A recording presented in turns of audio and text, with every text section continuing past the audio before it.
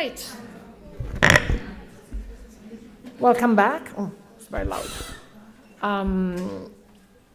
Any questions about last week? There's a very good question that I got from one of your classmates over email regarding the recording about dispute settlement. I don't know to what extent all of you, any of you, had a chance to have a look at the recording that I made. While I was talking about the whole procedure, at some point I mentioned the fact that there is an interim panel report that is circulated to the parties for comments. Now, this is not a final draft. It's a draft that only contains really the statements of the facts, which is, sometimes even many, many pages, and the main arguments of the parties. And it's for the parties to correct any imprecisions, which is quite rare, but it's a possibility. So it's not an opportunity for the parties to make comments or have an opinion on the actual decision on the law by the panel, but just to clarify or rectify any elements regarding the facts or their own arguments which might not be accurate. All right, just wanted to clarify this point. All right, so one point of housekeeping. I want to thank Nolwenn that has helped me, but we have made a polycopie for any of you who's interested.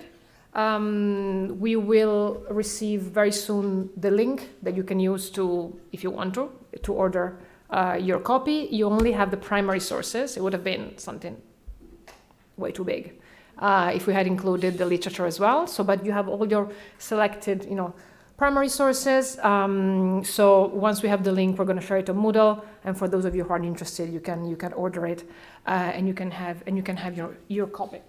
Now, today we start really getting into the details and into the substance of trade law, and in particular WTO law. I've been extremely ambitious for today, so I doubt I will finish what I've planned, but it's okay, because actually next week is much smaller, let's say, program. So whatever I don't finish today, no problem, we pick it up next week and we continue. I just prefer to really go through all the different points very well today, because I'm gonna share with you some of the core pillars and principles, some of the most important rules in WTO law, and I really need to make sure that you understand them. Now we're really getting into the substance, and as you'll see, it's very dense, it's quite technical, so please, when, if anything is unclear, use the time together, raise your hand, ask me questions, write me emails, because if you start, if you fall behind now, it's gonna become very difficult to catch up, right? So really, I wanna make sure that all the substance is, very clearly communicated. So the idea is to start with some of the core rules and principles of WTO law, which are the rules on market access and on non-discrimination, which are really at the heart, as you'll see, of the way in which the WTO regulates international trade. Now, market access is obviously key. How can we trade products and services internationally if we can't have access to other markets, right? So it goes without saying that rules that guarantee and ensure market access, so the access of foreign products to other markets, are at the center of WTO regulation. Now, there are many different types of barriers that can impede or restrict market access. You can have tariff barriers. That's your very typical customs duties or tariffs. Those are used as synonyms, what you have been hearing about the whole summer. You also have non-tariff barriers. So those are barriers that limit the quantity of products that can be imported and exported, but there are not tariffs. Everything else. And we're going to look at them. We're going to look at them together today. And if you look at we already saw this. This is the preamble to the WTO agreement. And remember, the very first paragraph gives you the key objectives of the WTO. And then this third paragraph that you find here, it tells you basically how we are supposed to achieve those objectives. And you can find here the substantial reduction of tariffs and other barriers to trade. So you have already in the preamble of the WTO a clear reference to the need to reduce tariff barriers and all other barriers, which includes non-tariff barriers. So already in the preamble, you have a reference. This is key. This is critical. to trade liberalization. This is critical to be able to achieve all of these objectives. And actually, if you look at the preamble to the GATT, it also makes the very same reference. So it's really been at the heart of the system since the 1940s. But you also find something else. It's not just about the substantial reduction of tariffs and other barriers, but it's also about the elimination of discriminatory treatment. That's a second important pillar. So on the one hand, reducing barriers to trade, reducing those tariff and non-tariff barriers that restrict and impede market access, but also eliminate all forms of discrimination. Because discriminatory measures, whether at the border or internal measures, they restrict trade, that they make international trade harder. And so they undermine all of these objectives here. So you see that the two pillars we're going to look at today, we already find them here in the preamble. Now, this just to show you how crucial, how critical they are in WTO law. Rules of market access to reduce tariff and non-tariff barriers and prohibition of discrimination. And we're going to look at a lot of different types of measures that countries can adopt and rules that apply to these different measures. And overall, we're going to look at rules that apply to measures that can be border measures, so that are applied at the border to limit imports or exports, or internal, so in the territory of the country once the product has been imported. And we're going to look both at fiscal, the tax measures, and non-fiscal measures. And by the end of maybe today, or most likely beginning of next week, we are going to fill this little box. It's going to be very helpful for you to have, because whenever you have a measure, to understand what rules apply, you always have to ask yourself, is this a border measure or an internal measure? Different rules will apply. Is this a fiscal measure or is it a non-fiscal measure? So we're going to already kind of go through all of this, and we're going to slowly fill in this box. So I want to start with non-discrimination, just because it's my favorite of the two. Now, non-discrimination is, as we saw, it's central. The prohibition of discrimination, we found it in the preamble. Now, discriminatory treatment in international trade, it can create tensions, it can create frictions, it can poison political and economic relations between countries. It also doesn't make a lot of economic sense, because when you discriminate, and we'll see lots of examples, you are distorting the market in a way that favors products or services that are usually more expensive and of lower quality. So it doesn't make a lot of economic sense, but of course it can be a very strong protectionist tool, discriminating, in particular when you're discriminating in favor of your own domestic products. There are two main, so we have this general principle of non-discrimination, and by the way, this part is going to be interesting, it's going to be much easier, that's why I like to start with trade law, because similar principles you will also find in investment law, and it's going to be so much easier for you to then approach non-discrimination in investment law once you have it very clear in trade law. So the principle of non-discrimination has two dimensions, or you can say that it has two dimensions, that it has two pillars, or that it's reflected in two obligations. The first one is what we call the most favored nation treatment. Let me see if I can. Do we have some chalk? Yeah. So the first one, voilà. Most favored nation treatment obligation. Usually we simply call it MFN. I will never say most favored nation. It's like too long. MFN. MFN treatment, it's the first dimension, the first type, let's say, or the first obligation linked to non-discrimination. MFN prohibits discrimination between foreign trading partners. You have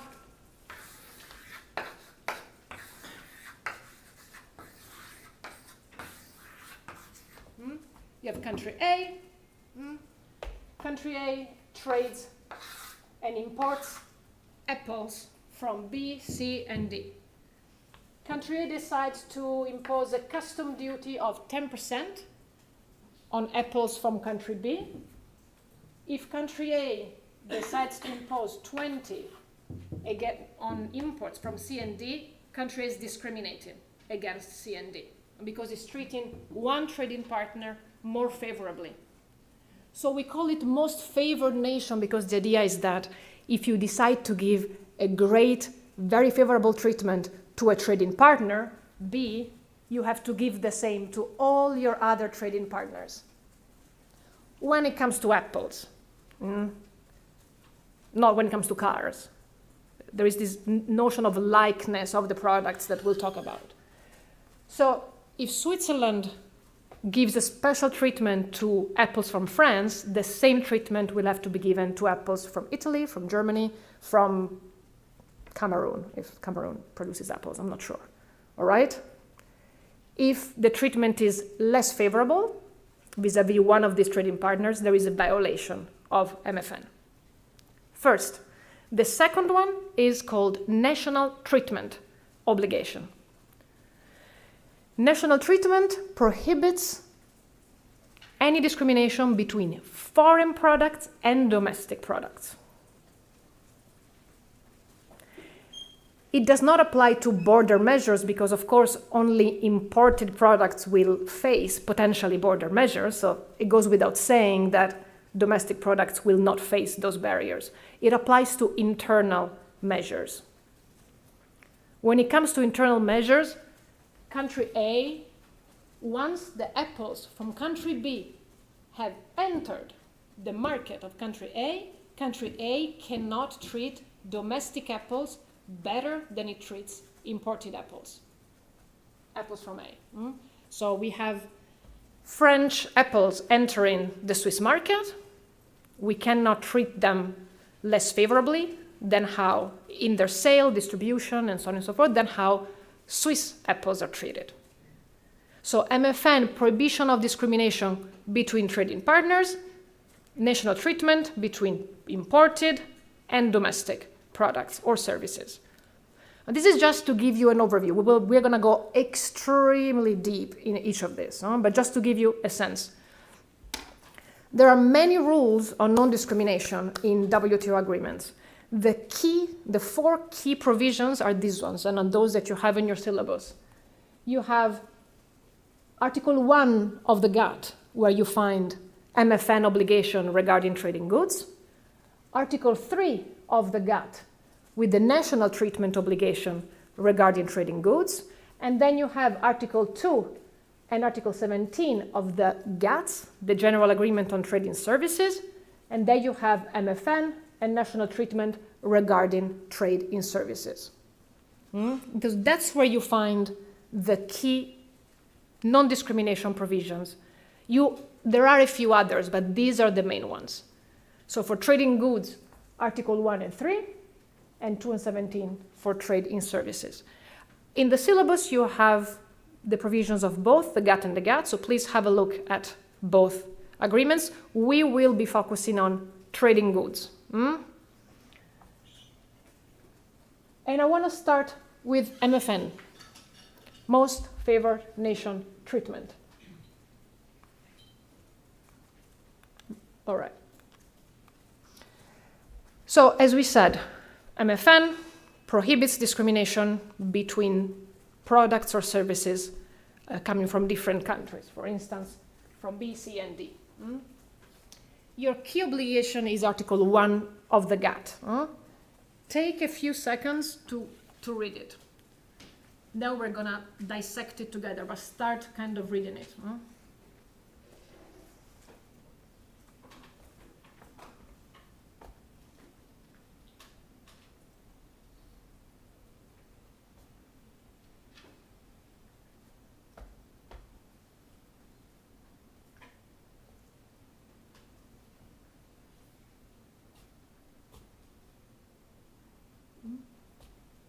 It's a long article, which has no full stop, if I'm not wrong. It's a long sentence. We will analyze it bit by bit, but First, you have a list of measures. With respect to, when you have a long list of measures, custom duties, other charges, or the method of levying those duties, or the rules and formalities in connection with importation, or all matters referred to in paragraphs 2 and 4 of Article 3. Article 3, paragraph 2 and 4 talks about its national treatment, and it talks about internal taxation and regulation.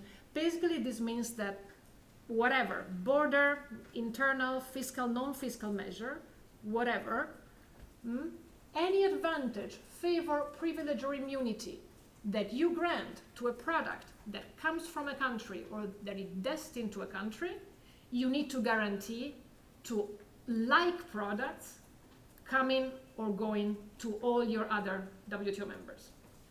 So in a nutshell is what we said. Whenever you are given an advantage in the way in which you apply your trade measures, whether they are tariff barriers, non-tariff barriers, internal, border, and you give a specific advantage to products coming from country B, you will have to unconditionally and immediately give those same advantages to the like products coming from C, from D, from E, and so on and so forth. We are gonna, again, analyze each of these points, but this in a nutshell is what this article is telling you. Now, something important at the outset. This applies to both de jure and de facto discrimination. Both de jure and de facto.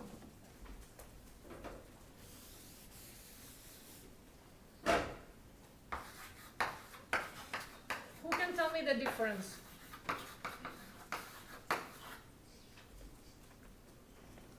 Between de jure and de facto discrimination. What do you think is the difference? If there is a de jure discrimination, then there is actually a law provision that positively discriminates two countries. If there is a de facto discrimination, it's just the outcome with no positive legislation. Excellent. You wanted to add something? No? All right, so de jure is when the law explicitly discriminates against a country. I'm gonna have A has a law that says the custom duty for apples is 10% for everybody, but from apples from B is 20%. It explicitly targets products because of their origin, explicitly, de jure. But de facto is also covered by the prohibition. So it's when you're not singling out country B or a specific country explicitly, but in practice, because of how your law is designed and formulated, you end up discriminated against country B. The most classic example is the one with the chocolate and the cows. So if I impose, for instance, a 10% on chocolate from all these countries and 20% on chocolate from B, it's a de jure discrimination. But what if I say, you know what? It's 10% custom duty on chocolate when the milk used to produce that chocolate comes from cows that spend at least 6 months at an altitude of more than 1,500 meters. If it's not the case, 20%. What if the highest mountain in country B is 800 meters?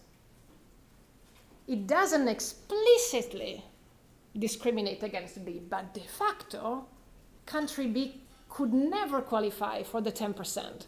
Their mountains are just too low. That's an example of a de facto discrimination. So it's when, on the face, the law is not discriminatory, but because of the features and the conditions to qualify for a certain treatment, favorable treatment, at the end of the day, one or more specific countries end up being discriminated against. So both types are covered. Now, or before we get there, when we look at consistency with Article 1, we need to ask ourselves 4 questions. First question, is the measure one of the measures that are covered by Article 1? Question number 1. Is the measure one of the measures that are covered? Second question, does this measure give an advantage? An advantage, a favor, a privilege to certain products? Third question, is this advantage that is given to some products also given, is it immediately and unconditionally given to the products coming from other countries? And are those products like products? So first, is the measure covered by, it's one of the measures that is covered by this article. Does it confer an advantage? Does this advantage apply also unconditionally and immediately to products coming from all other countries? And all those products you're looking at, are they like products? Because of course, you can't ask A to treat apples from B and tractors from C in the same way. That would be stupid. They don't compete. There's no competition, there's no distortion of trade. So first question, is the measure a measure that is covered by Article 1? This is a very easy question to answer. You generally don't find cases where there's a lot of disagreement on this because it covers everything. Border, non-border, internal, fiscal, and non-fiscal. In particular, again, you have here customs duties, other charges. It's considered to also include non-tariff border measures. The reference to, and it's not just the custom duty, but also how it is levied, the formalities around it. I'll give you an example later about it. And the reference here to all the matters referred to in paragraphs 2 and 4 of Article 3, we will look at these two paragraphs later. Those are internal taxation and internal regulation. So anything, border measure, tariff, non-tariff, internal. Basically, almost any measure would be covered. So you always have to apply MFN, in a nutshell. Whatever you're doing, you need to apply MFN. You can't discriminate between products. So that's an easy question. Second question, it's also quite easy. It's, again, rarely you have complicated disputes about whether the measure confers or not an advantage. It's interpreted quite broadly, mostly because of this. Any advantage, so anything, any advantage that a product may have. Now, what matters here, and again, that's why the threshold is very low. You don't need to show that there is an actual trade impact. You don't need to show, for instance, the level of sales of a product. You don't need to show intent. You don't need to show that there was the intent to discriminate or to give a favor to a product and not to another. Irrelevant. You simply need to show that the measure was applied and designed in a way that created potentially more favorable conditions. It altered the commercial relations and potentially created more favorable conditions for certain products. So regardless of the actual trade impact, a product might not actually suffer because of it, and regardless of the intent. Let me give you this as an example. This is a case that was brought by Panama against Colombia, and Colombia had introduced some customs regulations, in particular regarding the import of textile, apparel, and footwear products. And the custom duty was the same, but imports of these products from Panama, so they had to submit an import declaration in advance, not after importation or at the moment, but in advance. And so the duty, which was the same, had to be paid in advance, only from Panama. Now, this is first of all, it's a de jure discrimination, right? Because it's singling out Panama. It's also interesting, it shows you a case where it's not so much the custom duty, but it's, for example, this could be linked to the rules and formalities in connection with the importation, right? It's irrelevant whether products from Panama actually suffered from this. It's irrelevant whether Colombia wanted to discriminate against Panama. But by requiring imports from Panama to fill out this import declaration before and have to pay in advance, while others can just do it as they please afterwards, you are somehow creating more favorable conditions from products that are not from Panama. So it's a very low bar. That's why there are not a lot of complicated cases about this, about the advantage. Everything clear so far? Where you have a lot of problems is this, likeness. Now, the most fascinating jurisprudence is not under Article 1, is under Article 3, is under national treatment, but likeness comes into play also in the context of Article 1. The two products have to be like. In that case, for instance, textile, footwear, apparel products that can be considered like. If you have, again, cars, that's just something entirely different, right? There has to be a level of likeness for there to be a competitive relationship so that the discrimination might create problems for international trade. Otherwise, of course, you are free to treat cars differently than how you treat eggs. Now, sometimes likeness is very easy, and you don't have cases about easy likeness tests. So steel and apples, clearly not like.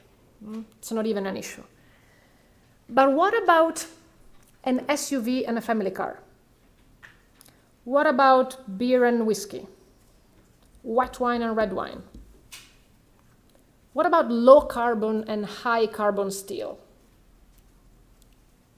Which one is low carbon? I mean, you can tell me which one is the steel and which one is the apple. Which one is the low carbon one? I even forgot. So likeness can be very different, very difficult to assess. It's one of the most complex elements of that test. So the measure, easy. The advantage, easy. Likeness, it can be tricky.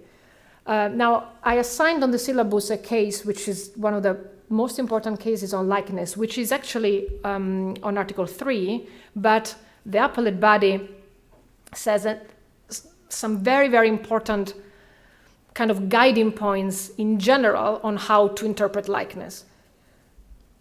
This is an extremely important statement that the appellate body makes, in this case, Japan Alcoholic Beverages. It tells us that the concept of likeness is like an accordion. You know, the musical instrument, right? So it's not always the same, because we find likeness in many provisions. There are many provisions that only apply to like products. Today, for example, we're going to look at Article 1 and then Article 3, Paragraph 2 and Paragraph 4. So already 3 places where we're going to find like products. They are not always the same. Likeness does not have necessarily the same meaning. Like an accordion, it squeezes and stretches in different places depending on the provision. So you have to apply Article 1, like products, it will have a certain meaning. Article 3, Paragraph 2 or Paragraph 4, it may have a different meaning in the sense that it will stretch or squeeze differently.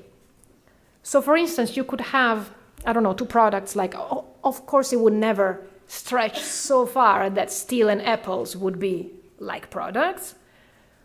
But for example, orange juice and apple juice, you might have certain provisions where it's very narrow, our notion of likeness, so they wouldn't be like products, but other provisions where it stretches, the accordion, and so they would be like products.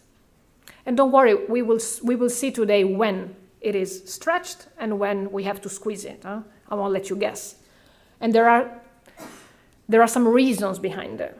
But this is important to know. So already know that depending on where you find this notion of like products, which provision, it will be a slightly different understanding of what like products is. That's the first important thing to take into account. The second is that in any event, first you need to look at which provision applies to know whether it's a narrow or it's a broader interpretation of likeness, and then it's gonna always be a case-by-case analysis. So even if you're always under a certain article where, for example, it's very narrow, it will still depend on the facts of the case. What are the products? What are the features? What are the markets in those two specific countries? So these are two different points. The first is that likeness doesn't have necessarily the same meaning in all the provisions where you find it, and that in any event, it might also slightly change because it will depend on a case-by-case analysis whether two products are like. Now, keeping these 2 points in mind, there are 4 criteria or factors that they're not exhaustive, but those are the ones that are considered to be kind of a checklist you need to go through to determine if 2 products are like. We can use the orange juice, apple juice. The first one is actually the last one here, the product's properties, nature, and quality.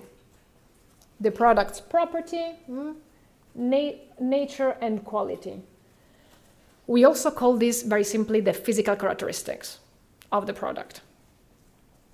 This is just as it sounds. When economists look at these first cases, they I think have a heart attack because they're used to price elasticity and here it's like, what does it smell like? What does it taste like? What's the color of this product? That's really, we will, like in the alcoholic beverages, it's really like, what does it taste like? How it's produced? What's the smell? What's the color? Is it transparent? Is it dark?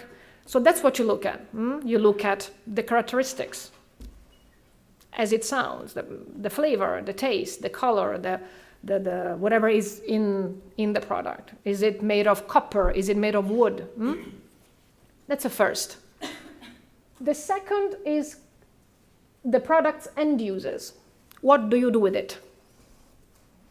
So orange juice and apple juice, okay, they come from 2 different products. So physical characteristics, maybe one it comes from apples, one comes from oranges. So already there are some differences, but they don't have to be identical. No? They have to be like. So they share some characteristics. They're both been squeezed. The end use, you drink it, right? So could be the same. Consumers' tastes and habits, that is where you can find a little bit of a difference. So do consumers feel strongly about one compared to the other? If you go to the grocery store and there is no orange juice, are you going to buy apple juice? Or are you just going to give up? Do you feel strongly about one fruit or another? Those are consumers' tastes and habits. And then the tariff classification, which is the easiest one. There is an international system that basically categorizes products in thousands of little categories. And if the products are under the same category under this tariff classification system, that's a good sign that they might be like. Doesn't mean that they are. So none of these criteria on its own is decisive, and none is more important than others. Ideally, the panel and the appellate body should kind of look at all these criteria, assess them, and then try to see, what is the extent and the nature of the competitive relationship between the products based on these 4 elements. And to what extent they will look at these elements narrowly or broadly will depend on which provision we're looking at, and where the accordion of likeness squeezes or stretches more. So it's always looking at these 4 factors, but you look at them more strictly or a little bit more broadly. There is one aspect that is quite problematic. And then me working a lot on the interface between environment and trade, it's really at the heart of a lot of what I do. There is something that we call PPM. Big issue. Process and production method. PPM. To what extent does the process and production method matter when you analyze whether 2 products are like? How the product is produced? Can it be something that we should look at when assessing whether two products are alike. And in particular, there are two types of PPMs, of product and process and production methods. One is called PRPPM, product-related PPM. Those are PPMs, so process and production methods that are product-related, so that have some kind of impact on the product. Let me give you an example. The pasteurization of milk. So the pasteurization of milk is a production process. Pasteurized milk doesn't have the same physical properties as non-pasteurized milk. So there you have a process and production method that actually is reflected in the final product. Now, when it comes to this kind of PPMs, because they affect the physical characteristics of the product, usually there can be a determination of non-likeness because they do impact the physical characteristics. So in the end, again, it depends on the accordion, but you could have a situation where it's not because the product and the process and production method matters, but because it impacts the product characteristics. And so in the end, you can say, well, they don't have the same properties and quality because pasteurized milk doesn't taste and doesn't have the same characteristics as non-pasteurized milk. The difficulty comes with non-product related PPMs. So when the process and production method does not have an impact, is not reflected in the physical characteristics of the product. This example. Low carbon steel and high carbon steel. This is steel, it's the same freaking, steel. But one is produced emitting a lot of CO2 and one is produced emitting a little CO2 because they're different technologies. But there is no difference in the actual steel. Electricity sourced from fossil fuels or from renewable energy. Electricity looks just like it's the same electricity. You cannot tell it apart. A football that is made by a 4-year-old child in a basement working 15 hours a day and a football that is made by a 45-year-old in Switzerland. I doubt it, but they look exactly the same, but the process and production method is different. When it comes to labor, environmental considerations, there is no footprint that is evident in the final product. Based on existing case law, these products would be considered like. Because at the end of the day, you look at this, you look at the competitive relationship. Yes, there could be some arguments, and that's where students usually go straight to the consumer's tastes and habits. And they can say, well, but climate change is a thing, we need to get renewable energy electricity. Most consumers look at price. Maybe not, in Geneva, but the average Joe looks at price. So renewable or dolphin-friendly tuna or not, if it's cheaper, I'm gonna get it. No, not me, but the average person. So normally, no product-related PPM would most likely be considered like. Now, this doesn't mean that countries cannot decide to discriminate, for example, for environmental reasons. Next week, we're going to look at the exceptions.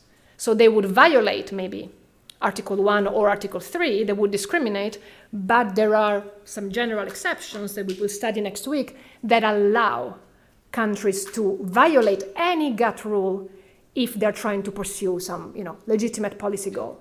So in all those situations, I am discriminating against electricity from fossil fuels. We probably lose under Article 1 or 3, whatever is raised, but then I can use the exception to say, well, I'm trying to protect the environment here. Give me a break.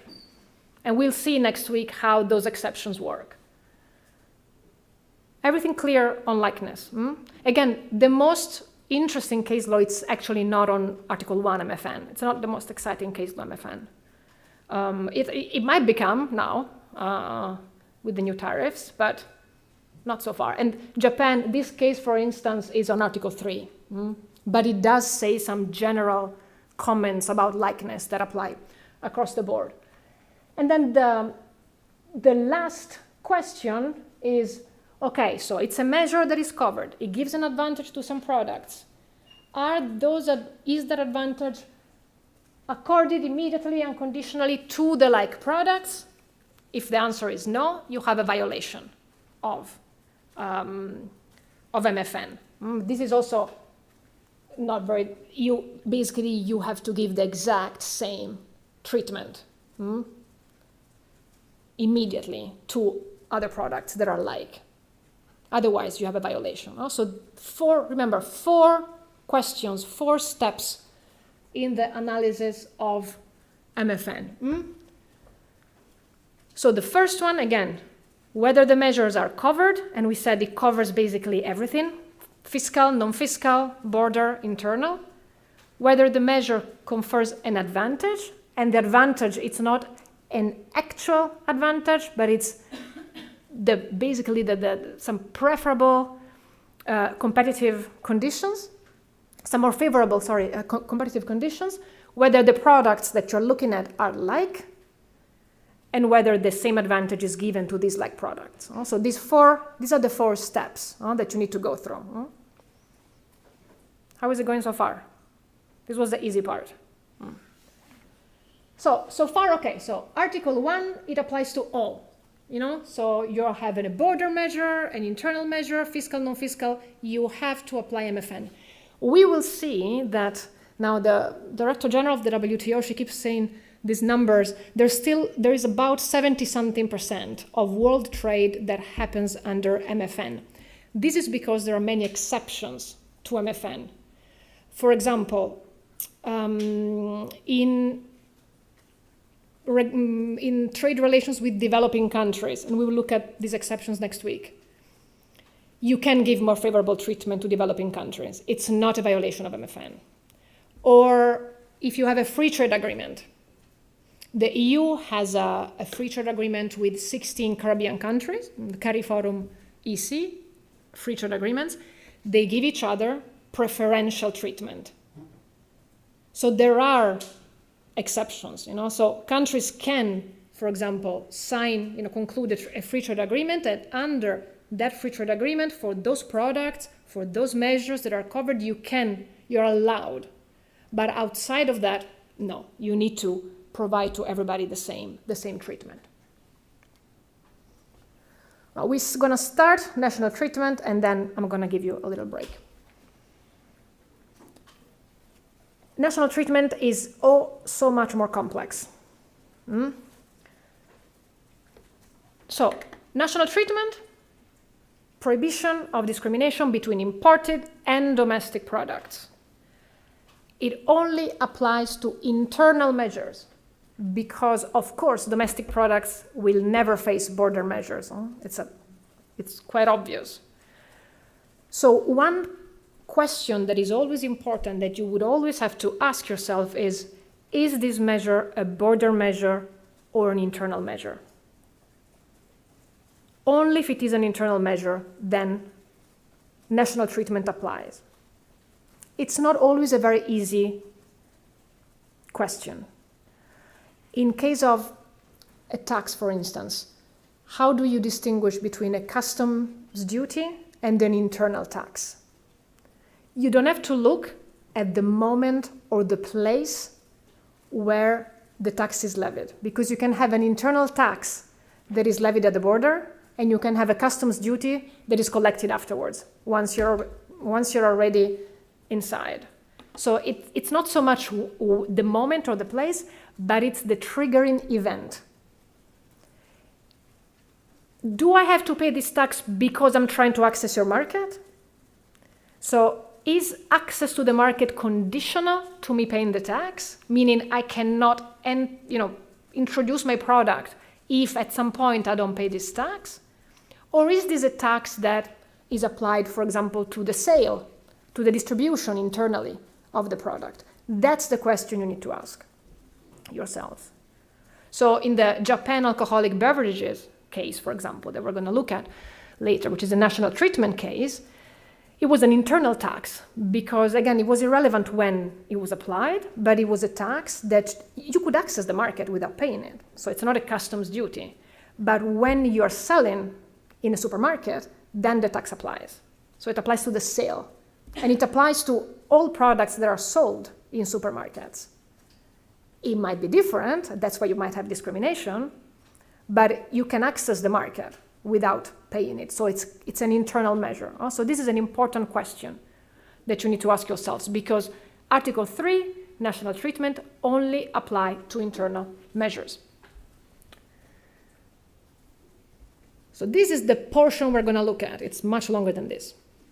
And we're going to look at paragraph 1, paragraph 2, and paragraph 4. Now, we start with paragraph 1 because paragraph 1 gives you a little bit the objective of this Article 3. In general, again, here you have the list of the different measures, which are all internal, both fiscal and non-fiscal. In general, any measure, any internal measure, should not be applied to imported or domestic products so as to afford protection to domestic production. That's the idea. The idea is to give equality of opportunities to imported and domestic products. You cannot apply these measures in a way that favor your own products. So basically there cannot be a protectionist, not so much intent, but effect of your measure. So this is the objective of the principle of national treatment, which should guide us in how we look at the other two paragraphs. And then I want to show you this paragraph from, again, Japan, alcoholic beverages, because it really gives you a nice description. I mean, they don't do reports like, the appellate body is not there anymore, but you will, as we proceed and as you see reports from old cases and new cases, you see, first of all, the font has become insane. I don't know who chose, it's blue and it's like super difficult to read, but it was just so nice. This is so nice to read. The new ones are just very, very boring. So the broad and fundamental purpose of Article 3 is to avoid protectionism. Very clear. When it comes to internal tax or internal regulation. That's your objective, to avoid protectionism. And then you have here, it quotes that sentence from the first paragraph. They shouldn't be applied to imported or domestic products so as to afford protection. So it shouldn't be protectionist. And this is what I meant earlier. It obliges members to provide equality of competitive conditions. So they all need, then one is going to be better, one is going to be cheaper, but you need to provide imported and domestic products with the same competitive conditions. You can't make it easier, for your own products to be sold. If I say, okay, of course we can import apples from France. Of course you can sell French apples, but you can only sell them in one store 20 minutes outside of Geneva. Enjoy. You're making it harder for French apples to be actually bought. People have to go all the way there to buy French apples when you have 1,000 grocery stores in the city. So that would be an insane internal, not so insane, internal regulation, right? That doesn't provide equality of competitive conditions. Clearly you're disfavoring imported products. And this is the idea. The idea is precise, it tells you to treat in the same way imported products and domestic once they have been cleared. Otherwise, indirect protection could be given. The whole idea is, okay, so we have all this narrative about reducing tariffs and so on and so forth, but then you can say, you know what, I'm not going to have tariffs or very low tariffs, but then I'm going to make it so hard for imported products to be sold internally that you basically nullify, what you were trying to achieve by having low tariffs. And here again, this is a little bit what we were talking about earlier with Article 1. It is irrelevant that the trade effects of the tax differential are insignificant or non-existent. It's the expectations. It's what are the competitive conditions the actual impact, it's not going to have a big impact. Everybody's going to go to this random market outside of Geneva. I don't care. You have created a situation where, in theory, it's harder for French apples to be sold.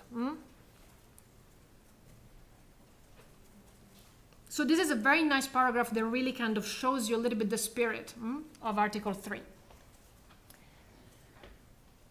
Now, I introduce you this, and then we take a break, because then I need you to get some sugar and to get some energy.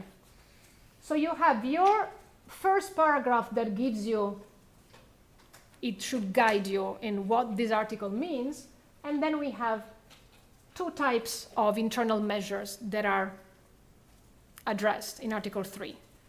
Internal taxation, that you have in paragraph 2, and internal regulation, that you have in paragraph 4.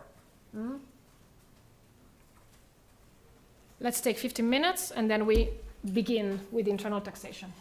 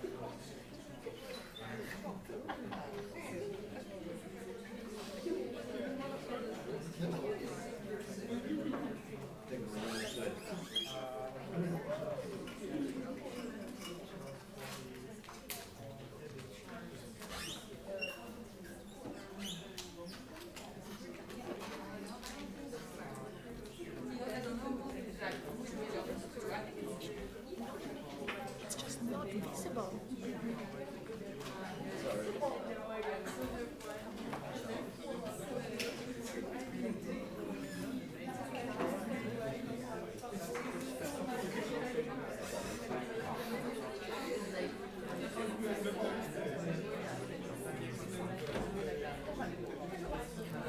If the country has a border region which damages the, let's say, apples when it enters to a market at the border, can we still apply the entry principle because the foods are not at the same quality if they remain in the border like 10 days?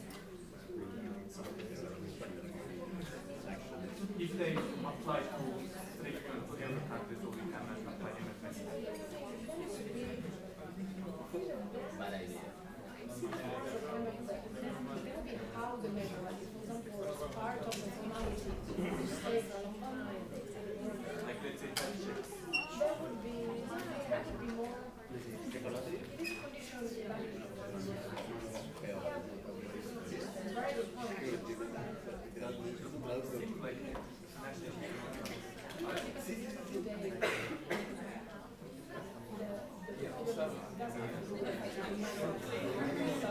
Once you're there, internally you're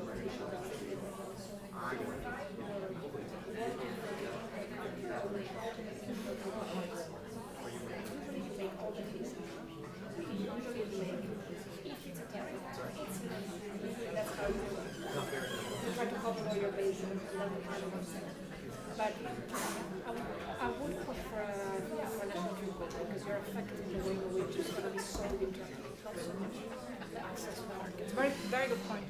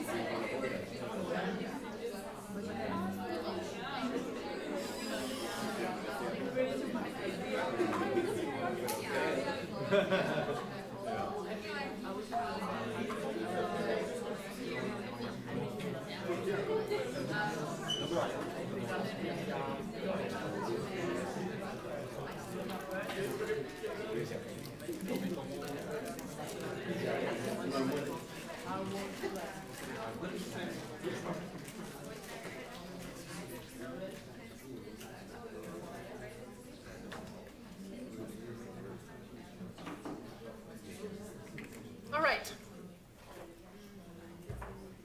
Now things get interesting. Yeah. So, just to recap quickly. Paragraph 1 gives you the objective. Paragraph 2, it applies to internal taxation, and paragraph 4, internal regulation. And so here actually I need to make a clarification because there is one it's not an article, but it's a part of the GATT that I didn't add in the syllabus. You have actually the text in one of the cases, but I should just clarify that you should have a look at that. It isn't, you have the whole text of the GATT. That's why I like to upload the whole document. So I will guide you where to find it, but we didn't indicate it in the syllabus, but it is basically it's an integral part of Article 3.2, but I will show you now. So here you have Article 3.2. At the end of the GATT, you have some add notes to the GATT, to the different provisions, and there is add note to Article 3, Paragraph 2, so that's an integral part. Wherever you have little stars like that in the text of the GATT, that means that there's going to be an add note in the end. So we didn't clarify in the syllabus that the add note to Article 3, Paragraph 2 is also important, but please keep that in mind because we will look. It's an integral part of Article 3.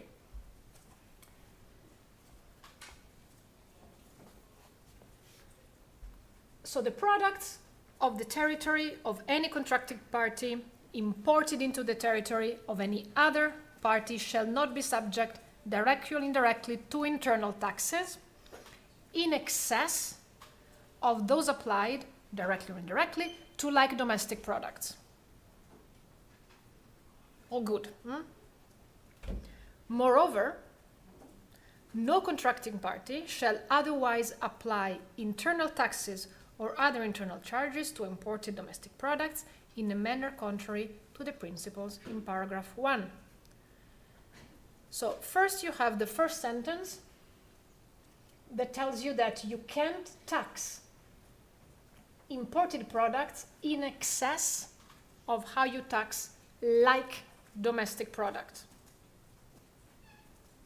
Moreover, so even if you're not doing that, you also cannot apply internal taxes or charges to imported or domestic products in manners that are contrary to principle 1, to paragraph 1, sorry, and then there is your little star. So you also need to look here. And what does it tell you? It tells you that a tax that conforms with the first sentence on paragraph 2 would be inconsistent with the second sentence when you have directly competitive or substitutable products that are not similarly taxed. Oh, I told you this was getting interesting. We're going to go through each of these. So, internal taxation, you have Article 3.2, which is made up of 2 sentences. The first sentence is a little bit easier. It tells you that you cannot tax directly or indirectly imported products in excess of how you tax like domestic products. So you have the like products and you have the in excess. The second sentence tells you that you cannot tax directly or substitutable products, domestic and imported, in a way that is dissimilar and that is contrary to paragraph 1. Paragraph 1, so as to afford protection to domestic production. We're going to get to that later, but just we're going to go through each of these sentences. So they both deal with internal taxation, but there are 2 tests. Usually, if you're bringing a case, you're going to say it violates the first sentence because the products are like and because you're taxing my imported product in excess. And then you add, and even if you were to find that the products are not like, for example, or that they are not taxed in excess, well, the products are directly competitive and substitutable, and they have been dissimilarly taxed because you're trying to protect your domestic industry. So usually, a country tries both. The first one is more stringent, because as we will see, like products is a smaller group than directly competitive and substitutable. But usually you try both. You say you're violating the first sentence, and even if that was not the case, you're violating the second. Let's start slowly with the first one. you have 3 questions. Is the measure an internal tax that is applied directly or indirectly to products? Or not very difficult. But you need to make the distinction, border tax, internal tax, but it's not very difficult. Second questions, are the products like? Third question, are the imported like products taxed in excess? These are the 3 steps of your analysis. Is it an internal tax? Are the products like? Are the imported like products taxed in excess? And I want to use this as an example, the Japan alcoholic beverages case that I was mentioning already earlier, because this is an Article 3 case, and this was a case that was brought by Canada, the EU and the US against Japan because of an internal tax, a liquor tax that Japan had introduced, which basically divided different alcoholic beverages in different categories and applied different tax rates, both to imported and domestic. But so it happened that all imported whiskey, brandy, vodka, gin, rum would be in the kind of the category that is highly taxed, and the kind of local Japanese beverage shochu was in the category with a low tax. So Canada, the EU, and the US argued that there was discrimination because they were like products and imported products were taxed in excess to like domestic products. The first question, is it an internal tax directly or indirectly applied to the product? Yes, that was quite easy. The tax was internal. You weren't conditioning access to the Japanese market for whiskey or brandy or gin coming from abroad to paying the tax. And by the way, I mean, I didn't choose this. Like most of the landmark cases when it comes to national treatment are either alcohol or cigarettes. I had a limited choice. Directly, indirectly. Again, directly is when you're taxing the product, chocolate.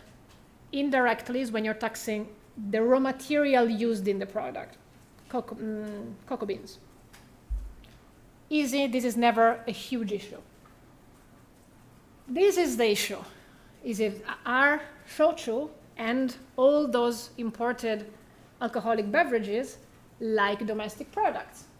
And in particular, the analysis that the panel made and then the appellate body looked at was with vodka, because they found, in the end they did find that vodka and shochu were like, while all the other, gin, brandy, rum, cognac, they were not like. So this was the big analysis that was done. To what extent are these 2 products like? And here, this is the case where the appellate body had told us about the accordion. Remember? So before getting into how the panel looked at the analysis, because the panel went through all the 4 criteria, right? The panel looked at the characteristics, looked at the end uses, and looked at the tariff classification, the consumer's taste and habits, all those 4 criteria, and found that with vodka there was likeness, but not with the others. And the appellate body upheld this decision. It's a quite narrow interpretation of likeness, but here the appellate body is telling us, in this case, so it's an accordion, so it stretches and squeezes differently depending on the provision. When it comes to Article 3.2, first sentence, we have to interpret it narrowly. So this specific like products requires a narrow interpretation. Do you have any idea why? It comes in the following slide. I don't know if you remember from the case or if you can imagine from the text of Article 3.2 why you think they might say you need to adopt a narrow interpretation. It's totally okay if you can come up with it, but if you can think of a reason why. Does this article, yes? I think I'm not sure, but since there's paragraph 2 imposes a sort of contrary interpretation, that it means that paragraph 2 is wider, and has bigger You mean scope. sentence 2? Yeah, sentence 2. Therefore, sentence 1 must be narrow. Excellent. That's exactly what they said. They said, look, paragraph 3.2 talks about like products and then talks about directly competitive and substitutable. There has to be a clear distinction between these two groups, otherwise what's the point? So we need to interpret very narrowly like products to have a very clear distinction with the other category, which is broader. That was precisely the argument. And that is why whenever you're looking at Article 3.2 first sentence, internal taxation, narrow interpretation. And so because of this narrow interpretation, they consider that only vodka fell into that notion of likeness, not all the others.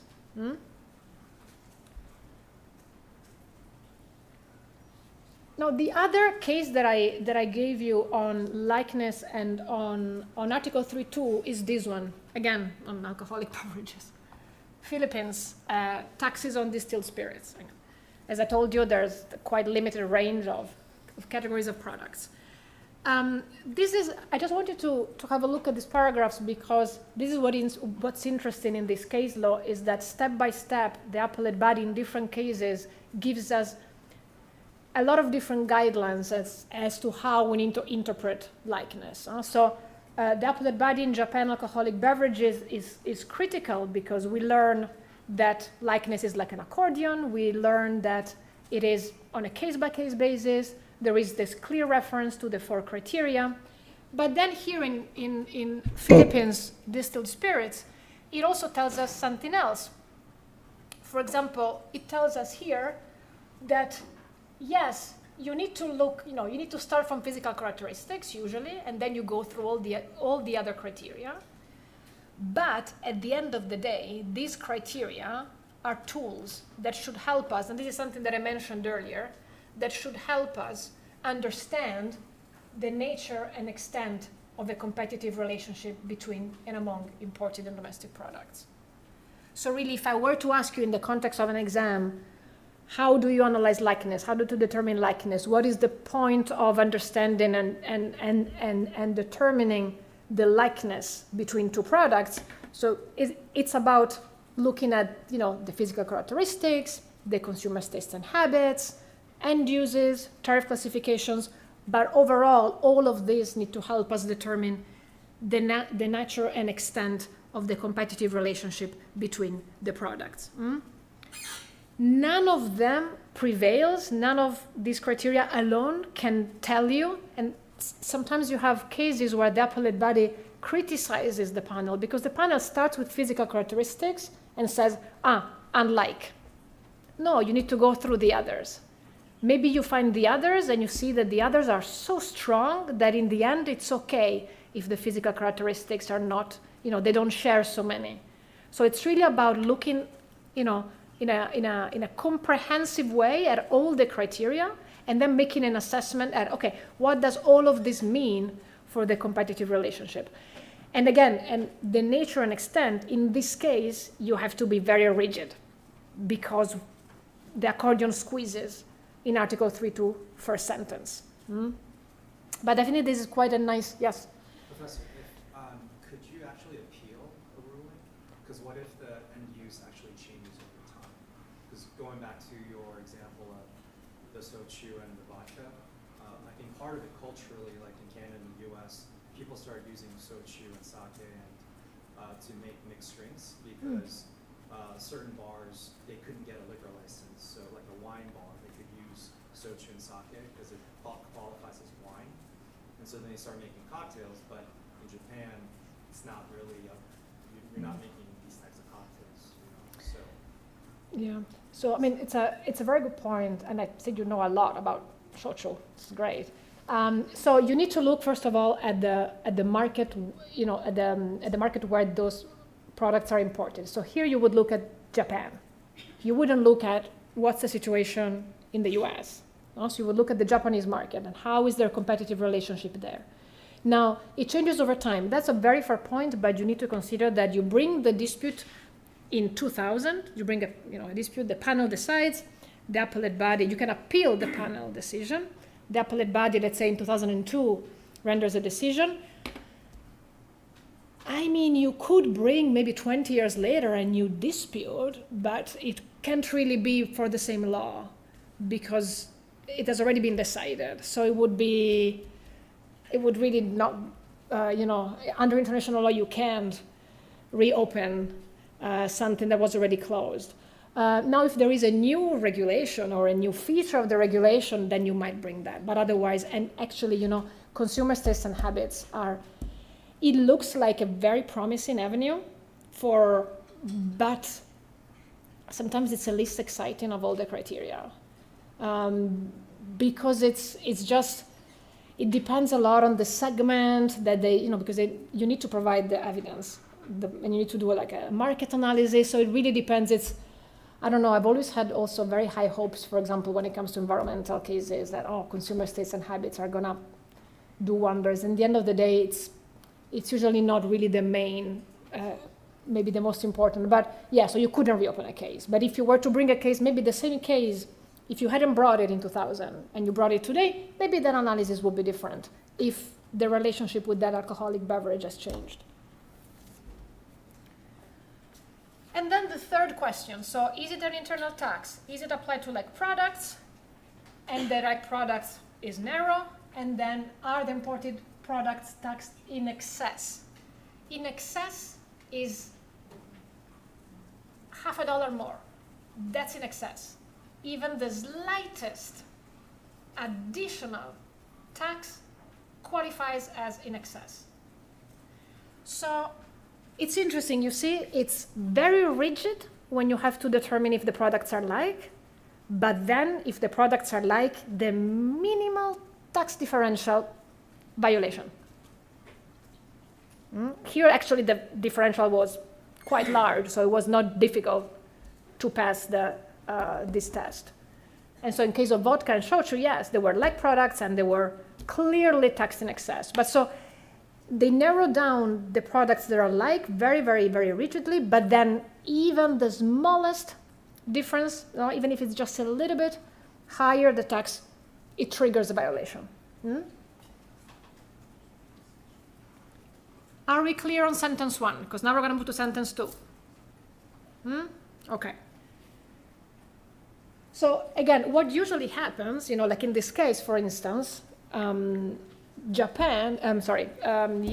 Canada, and the EU, they had, argued that all the imported beverages were like products, and so there was a violation of Article 3.2 first sentence.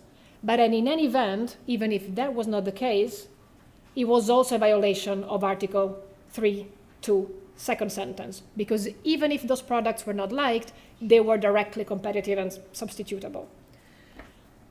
And we'll see that while both the panel and appellate body found that only vodka was like, all the others actually were directly competitive and substitutable, because it's a broader category. Now the second sentence, this is a little bit nasty, because it's not just a sentence, it's so much more, right? Because you have this part, you have the add note, and then you have paragraph 1. So here you have 4 questions. And I added all the questions in the slides, something that I wouldn't do in the past, because at least you had them, because it's a lot of questions. The first question is the same as before. Is this an internal tax, directly or indirectly? Easy. Second question, are the products directly competitive and substitutable? Question 2. Question 3, are they dissimilarly taxed, which is not like in excess. Whenever the words are not the same, they don't mean the same thing. And then, is the dissimilar taxation applied so as to afford protection to domestic production? Question 4.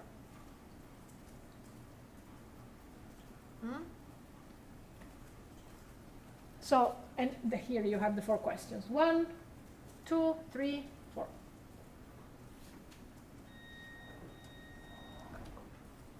All right. First question, we don't even answer it. It's the same as before. Is it an internal tax? Easy peasy.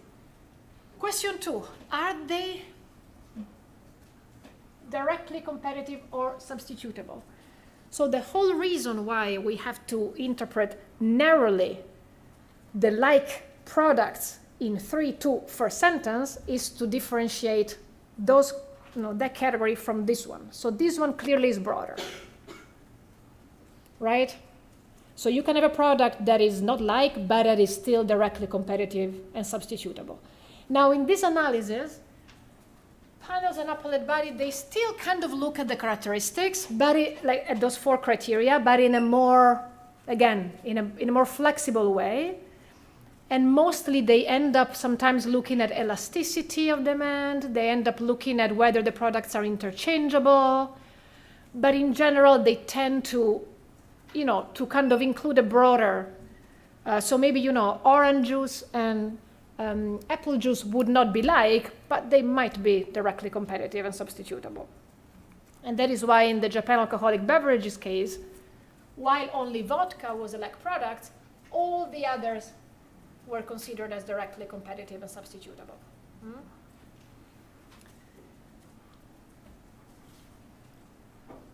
But then you need to answer the third question. Are they dissimilarly taxed? And this is not the same as are they taxed in excess. This is actually, it's more difficult. You need a broad, like a bigger tax differential. A very small tax differential wouldn't mean that they're dissimilarly taxed. Remember when we said in excess of, we had the line here. Even the smallest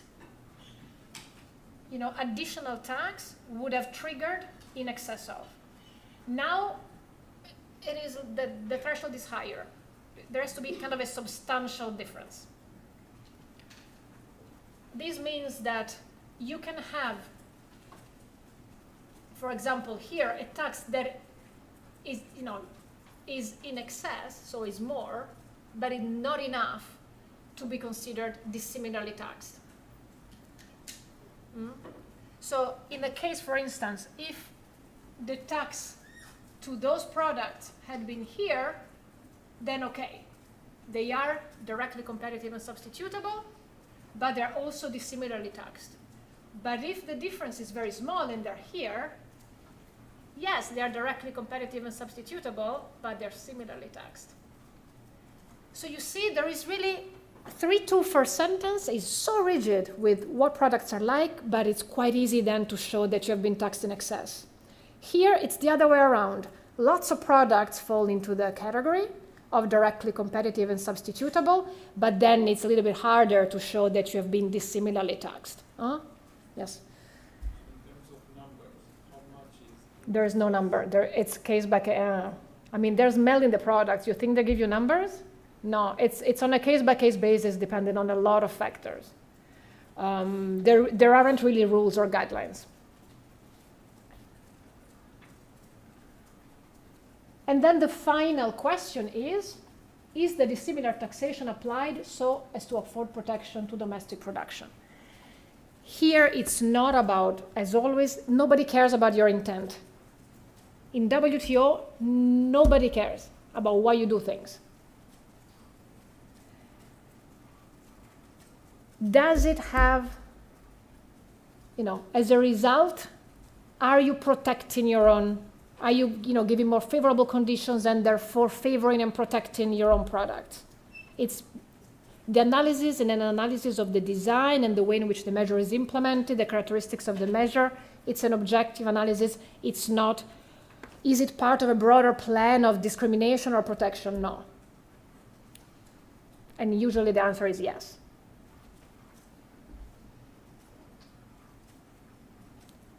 How are we doing with 3-2 second sentence? More or less okay? Before we go, because we do internal, I think we'll manage to do internal regulation, but we will do then market access next week, which is okay. I just wanted to, 1 second, go back here. All right, okay. So, the first, 3-2 looks at internal taxation. The first sentence, you need to ask whether there is an internal tax that applies to like products, and imported products are taxed in excess. These are the 3 steps. And the second sentence, whether it's an internal tax that applies to directly competitive or substitutable products, whether they are dissimilarly taxed, and whether the dissimilar taxation is applied so as to afford protection to domestic production. So different steps for each. And now we finish here. We're gonna finish here because it's already like an insane amount of information I'm giving you. We continue with national treatment. So national treatment, we stay with internal measures, but now we're talking about regulatory, non-fiscal measures, laws, regulations, requirements, non-tax. And it's Article 3.4. The products of the territory of any contracting party imported into the territory of another, shall be accorded treatment no less favorable. It's yet another formulation. It's not in excess. It's not because it's not about taxation, right? So you can't, but it's a treatment no less favorable than the one accorded to like products of national origin in respect of all laws, regulations, requirements, So 3 steps. Is it an internal law, regulation, or requirement? Are the products like? Are imported products accorded a treatment that is less favorable? Those are your 3 steps. Is it a law, a regulation, or a requirement? This is not a very difficult point usually in the decisions. There can be tons of different. There's like 1,000 of different examples. And if you look at the case law, you can really see, countries get very creative when they try to protect their own industry. I can use the 2 cases that are on the syllabus to give you an example. You have the EC asbestos, which is very important, very famous case. So here, for example, there was a law in France that basically it was an internal law that banned the sale of asbestos fibers and cement based on asbestos fibers. But other similar types of fibers could be sold. So this is an internal regulation that prohibits the sale of certain products, as an example. Korea beef is the other case that you have on the syllabus. This is a little bit like the example I gave you. It's a less extreme example of what I gave you earlier of, you ask French apples to be sold super far away from the city. Korea had this internal regulation that created, among other things, a dual retail system. Domestic beef could be sold everywhere. Imported beef only in specialized stores or in special sections that were in very well-chosen corners in normal grocery stores. So it was a way to make it harder for customers to actually find imported beef, or at least that's what Australia and the US argued. So those are examples of internal laws or regulations. It's any regulation, any law, any requirement that, as you see, they have nothing to do with customs. They have nothing to do with access to the market, but they regulate how the product is sold and distributed internally. So that was the first question. Is it an internal law or regulation? The second question, are they like products? Do you think, and this is what the appellate body had to, the appellate body, the judges asked themselves this question in EC asbestos. Should we interpret like products here in Article 3.4 as narrow as we interpret it in Article 3.2 first sentence? What do you think? Should it be as narrow or should it not? Yes? It should be broader because here we cannot find expressions like directly competitive or substitute. Very good, perfect.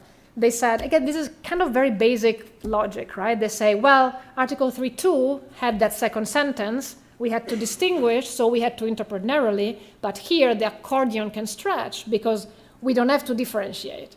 So we can have like products that maybe might not have been like under 3.2 for sentence, but that are like here. So like products under 3.4, it's not as broad as directly competitive and substitutable. Again, because if it was as broad, we would have just used the term directly competitive and substitutable. But it's also not as narrow as, this looks like, I'm not even gonna comment. It's not as narrow as 3.2 for sentence because we don't need to make this distinction. So it's somewhere in between. It's a little bit broader than 3.2 for sentence, but not as broad because it's still like. It's not directly competitive and substitutable. And it's always the same. It's always the 4 main criteria. It's always determining the competitive relationship, but thinking about not as narrow, but not as broad. Now, the part of the EC asbestos case that we added to the material is a quite interesting part because here you have a whole analysis of, and always with the idea that it shouldn't be very, very narrow, but there is the whole analysis on the role of health risks. I don't know if you had the chance to, in just a few paragraphs, here the appellate body is very much in disagreement with what the panel said. The panel, there is a clear distinction when it comes to asbestos fibers and PCG fibers. So asbestos fibers cannot be sold. There is a ban on sale of these fibers. And the problem is that the complainants were exporting a lot of those fibers, while PCG fibers can be sold. They pose very different health risks. There is a toxic, carcinogenic nature in asbestos fibers that we don't find in PCG fibers. And the panel was looking at the 4 criteria kind of very rigidly and say, well, there is no space here for what was the purpose of the measure, to protect public health. So it's irrelevant if there are health risks because, we're talking about fibers. And the appellate body instead completely reversed this analysis of the panel, arguing, no, you should look at the health risks that are posed. Not so much because the regulatory, let's say, goal of the measure, so the fact that France is banning only asbestos fibers because they pose risks for health should be an additional criterion. It's not that. It's not that we need to add the regulatory concerns as an additional criterion. This would have opened a Pandora's box because then you're protecting health, you're protecting the environment, it would have created a big, big problem. But they're saying, you know what? These fibers, they have a toxic carcinogenic nature, so from a physical characteristics point of view, they should not be considered alike. But it was the very first time that the appellate body had to deal with health issues or with some regulatory concerns. And it is quite interesting how they did the analysis because without, again, creating for some potentially dangerous precedent of saying you're trying to protect health risks should be taken into account because, again, then you apply to you can apply to the environment, to a lot of other public concerns, but they still said this should matter somehow. And they framed it by saying, well, because the toxic and carcinogenic nature of these fibers somehow makes them different in terms of the physical properties. But those are quite interesting passages that you find in the report. And then the final question is to what extent they are accorded less favorable treatment. In particular, here again, there were, the Korea beef case is quite interesting here. Here, of course, the language is different. In Article 3.2, you talked about in excess, taxation in excess, differential taxation, because you're talking about tax. You can clearly see when something is taxed more than something else. When it comes to a law or a regulation, they use a different kind of language. It has to be less favorable. Now, less favorable doesn't mean different. Not every difference necessarily means less favorable. And in the Korea beef, the appellate body again, reverse. This happens a lot. That's why it's such a shame that the appellate body is not there. And that's why many countries do not believe in the system. We have so many instances of the appellate body completely reversing the findings of the panel that it does make you wonder, just having the panel, what does this mean? Can we, for some countries, it's just very hard to see that they, I don't know if you've heard of this, we will talk about it, if you've heard of this European measure called CBAM, I might have mentioned it, Carbon Border Adjustment Mechanism. It's a measure basically to level the playing field with high energy intensive products that come from countries that do not have carbon taxes or something like the ETS. So to level the playing field, to protect also, European companies. But the main goal is, let's say, to deal with climate change. We'll talk about that. But they spent years. They started developing this regulation so many years ago. So you spend all this time, you have this CBAM, it can be a good regulation, it can be bad, but then you have 3 people that judge it and maybe say, no, you need to eliminate it, and you don't even have the chance to appeal to 7 permanent members. So I do understand the frustration of many countries that, again, spend a lot of time, a lot of money, invest a lot in these new regulations, and then 3 people tell you, you need to remove it. Because, again, in a lot of instances, that's why I'm only showing you appellate. I will never show you a panel report. They're very interesting for the facts. If you want to look at a good analysis or a very thorough analysis of the 4 criteria for likeness, pick up a panel report, because the appellate body doesn't bother with that. It only checks what the panel might have done wrong.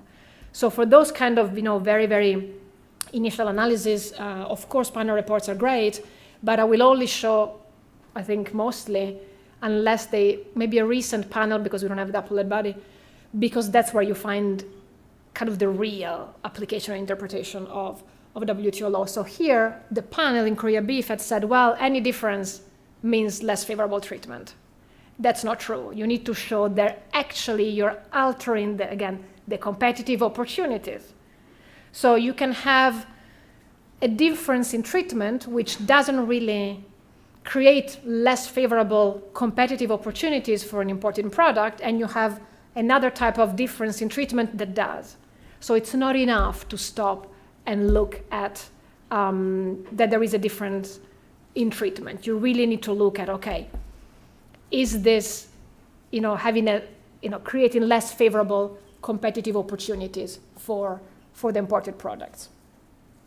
And then we're going to end here.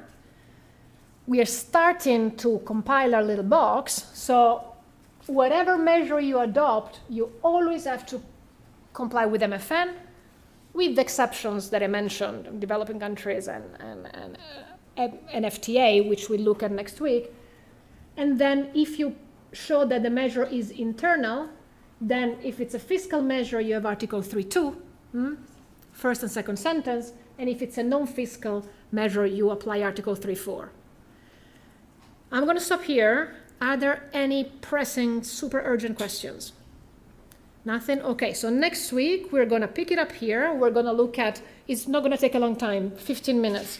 We're going to look at rules of market access, so customs duties, and non-tariff, just quantitative restrictions. So it's going to be this one and this one. And then we're going to dive into the exceptions. All right? All right. Have a lovely evening. I will see you next week.